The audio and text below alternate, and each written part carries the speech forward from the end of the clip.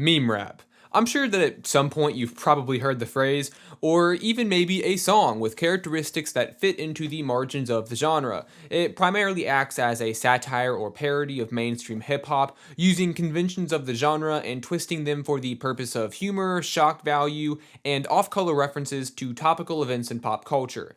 However, even if it can be described as satire or parody of traditional hip hop, there are elements of it that differentiate itself from the similar genre of parody music. Parody music has existed for a while, being popularized by Weird Al Yankovic in the 1990s, but if we are being pedantic, it goes even farther back to the 1940s, where Spike Jonze was parodying popular music of the time by adding goofy sound effects and comedic recontextualization. And if we want to be really pedantic, parodies were sort of a thing during the Renaissance in the 16th century, but those weren't quite the musical pieces that we think of when we hear the word parody. But those songs were taking already existing works of music and altering them for comedic purpose. Meme rap, for the most part, contains entirely original music, rather than riffing off of the pop music hit of the day. The genre didn't really take form until the early 2010s, with artists like Lil B and Froggy Fresh making music that either satirized the popular hip-hop songs of the time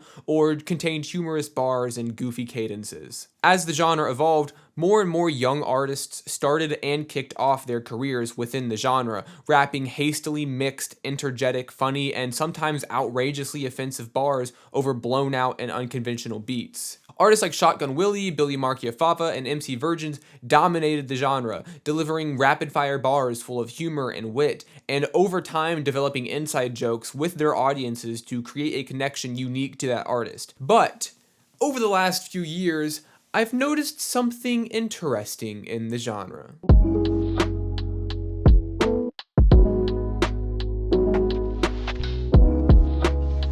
Now, the existence of the shift in development that we're about to dive into for meme rap depends on how you look at the genre, and whether or not you believe that the shift is a natural progression given the nature of the genre, or a greater significance pointing towards the decline in popularity of a genre as a whole. So, is it me, or do the big defining artists of the late 2010s wave of meme rap kind of just want to move on? Starting off, I think it's important to address what a meme actually is. From a sociological perspective, a meme is an idea, behavior, or style that spreads by means of imitation from person to person within a culture and often carries symbolic meaning representing a particular phenomenon or theme. Also, it's these things. And why that definition is important when applied to the context of meme rap is because so many meme rap tracks and artists were writing their lyrics centered around the popular culture and widespread humor of the time. Look at a song like Dimensional Analysis in the Trap or Cheat Codes for Hoes, the former being an aggressive yet intentional onslaught of offensive lyricism, and the latter being hypersexual with pop culture references that had great relevancy at the time the song released. These tracks functioned efficiently as memes because they reproduced or reformatted the humor of this time period online. Now they kind of act as cultural time capsules that archive the language and humor of a large portion of the internet during the time span of about 2016 to 2019. During this time period, the internet was going through a bit of an awkward growing phase, with internet-based humor leaning towards absurdism and egregiously offensive content, as if to completely break away from the simplicity of past memes to an extreme degree. This also just so happens to be the time period that meme rap really caught on, especially on platforms like SoundCloud, where anyone could upload non-profit music immediately with no strings attached as fast as they could. Because of this, many young people had an easy and accessible way to upload and showcase music that reflected the humor of this strange period of mimetic absurdism. Some of the most offensive and egregiously aggressive songs I have ever heard were posted during this time period, and they've more or less stayed there as the years passed. I think it's interesting because so many of these meme rap songs have become so noticeably dated, and listening to them now leaves me with an uncomfortable mixture of cringe but also nostalgia as well. Suppose you were scrolling Twitter and somebody had posted an image riffing off of the jovial and vibrant unicycling amphibian that we all know and love, Here Come That Boy. If you were anything like me, you would probably ask that person if they had just woken up from a coma that started in 2016, somewhere between the death of Harambe and the launch of Pokemon Go. That's the same way I view meme rap. It's not an inherently bad genre, but whenever I see a song released called Thought Slayer, the same feeling is invoked. Remember that word? thought. Its relevancy in particular memetic circles skyrocketed in the late 2010s, resulting in one of my least favorite phrases to be popularized by the meme rap genre. Spoiler alert, a lot of old meme rap, satirical or not, really objectifies women constantly. One thought, two thought, red thought, blue thought, thought anthem, cyber thought, and simply just thought, all songs that have rather generous uses and interpretations of the word. It is a good example of how a word or phrase can permeate its way into niche vocabularies that spawned out of a cultural movement. And today, to me at least, the word feels like a relic of a bygone era, collecting dust on the shelf along with fam and thick with two C's. And that's not to say that these words are entirely obsolete from modern day vocabulary and vernacular, but they definitely have been on the decline recently in terms of internet interest in them. So what point am I trying to make here with this?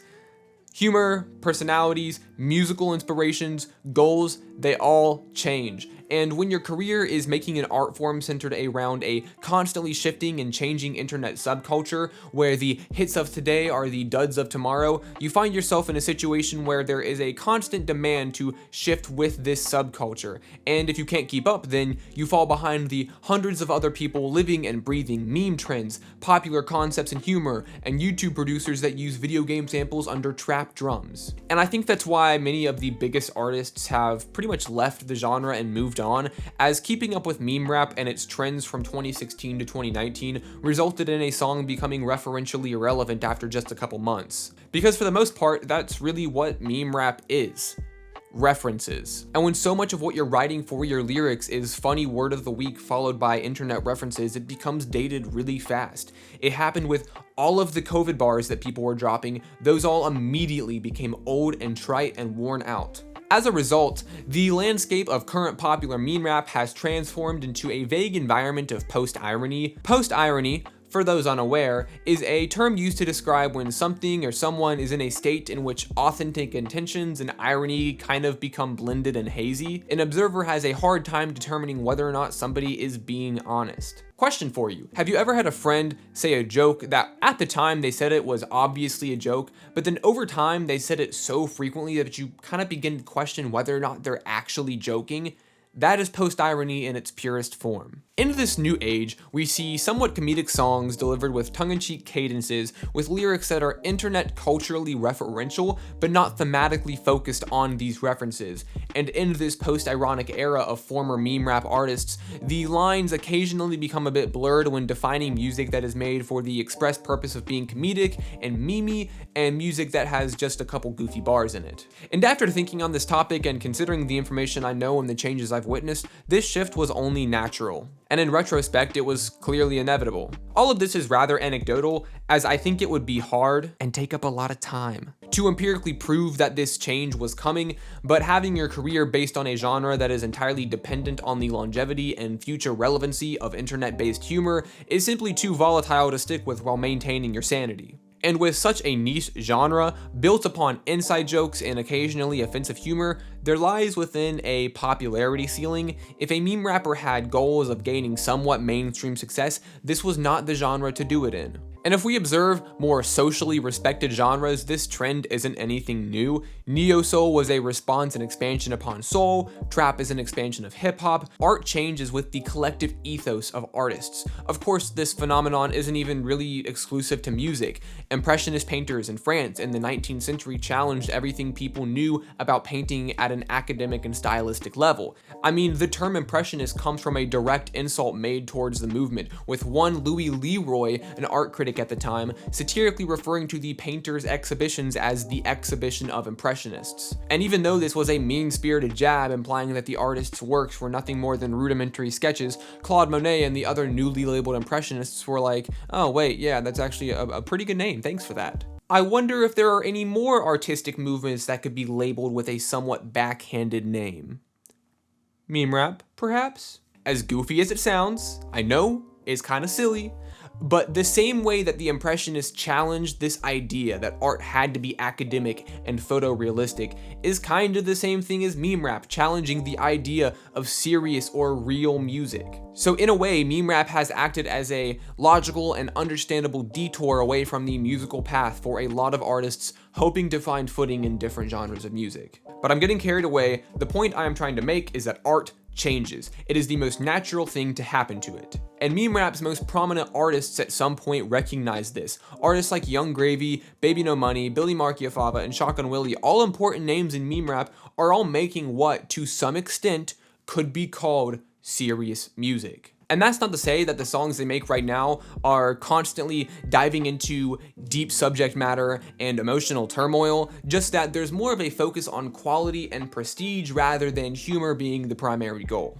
And if I'm being honest, it's working. Young Gravy and Baby No Money especially have had a recent run of songs that I've really enjoyed. I remember when Baby No Money dropped Help Herself, everyone lost their minds. Oops by Young Gravy and C'est La Vie with Gravy, Baby, and Rich Brian are insanely popular songs, and by no means would I say that they were anything close to meme rap. I just don't think it's any coincidence that these artists' appearances on shows like Jimmy Kimmel didn't start to happen until after this transition began to take effect. I'll say this. I have no disdain for meme rap as a genre. There's actually quite a few songs that fit into the label that I enjoy listening to quite a bit, but I do recognize that the format was one of trend, and although there are plenty of artists out there pumping out songs on SoundCloud titled things like Simp Detector and Balls in Your Jaws, in the present day it just isn't a genre with a wide range of appeal or one that showcases much ingenuity in terms of taking the sound to higher places. Despite some element of humor and the occasional fleeting intelligence beneath deeply satirical lyricism, I truly believe that it is a genre of stagnancy. It lacks the innovation to continue to survive in a larger landscape of music beyond its niche circles. And this could be said for literally any niche genre or subculture, and some movements prefer to keep things that way. But for musicians who want to be taken seriously outside of the small but dedicated circle of meme rap enthusiasts, there are just simply more viable paths. As some of you may point out, the target demographic for much of meme rap falls within a broad age range of about 13 to 24 years old. In my experience, the edgiest and most off-color humor one enjoys will probably be during this age range. Although an argument could be made that a lot of these artists simply grew up and wanted to distance themselves from the juvenile humor and grow a respectable music career, I've kind of intentionally avoided using that as a major part of my argument. And don't get me wrong, there's a pretty good argument to be made for that position. I'm not entirely disagreeing with it, but when you think about comedy, and not just in music, comedy in general, there are a lot of really older comedians with older demographics that still subscribe to and enjoy edgy and risky humor. Do I personally believe that teenagers are the primary audience for meme rap? Absolutely, especially considering the bulk of referential humor is centered around memes that teenagers perpetuate. However, I just feel like the argument for wanting to grow up and away from that style of humor fits in with the point of just wanting to make a serious career out of something and avoiding the popularity ceiling that comes with that humor. Evidence for that is there, but I also think there's more relevant factors at play. Another point that could be looked at that is kind of in the same vein as growing up is a lot of people could start making meme rap first coming into their music careers, and they make meme rap because it kind of absolves them of criticism, right? If you make something that is goofy and kind of dumb and offensive, and you go, oh, well, I wasn't really trying, that was offensive on purpose, it kind of not only absolves you of criticism, but it also kind of absolves the listener of any obligation to criticize. The listener can also say, oh, well, they were just being dumb and stupid, it wouldn't really make any sense for me to criticize that as well. This point and the age point are important things to keep in mind, but I'm trying to consider a big picture thing here in a way. So where does this leave meme rap? Well, its most prominent artists have moved on, and while there remains moderately successful meme rappers, the genre has more or less fallen out from whatever level of relevancy it once had. I think it is the perfect example of how some movements or trends act as dying stars, exploding onto the scene with so much noise that it's almost impossible to ignore, but fading out pretty quickly after the initial boom. And if you're like me and did listen to a decent amount of meme rap during the years it truly did have a respectable level of popularity, I recommend going back and listening to some of those tracks and deciding for yourself whether or not they've aged gracefully and if the shift away from it by its biggest artists was somewhat inevitable, because I sure think it was. Thank you all for watching. I've been wanting to do something like this for a while, but unfortunately time restraints and busyness in other areas of my life have prevented me from doing so until now. I would sure like to do these more. I think it's a lot of fun to talk, and of course I would like to hear you all's opinions on the subject matter that I've talked about, and whether or not you think that I'm right or just totally wrong. But until then, I will see you all soon.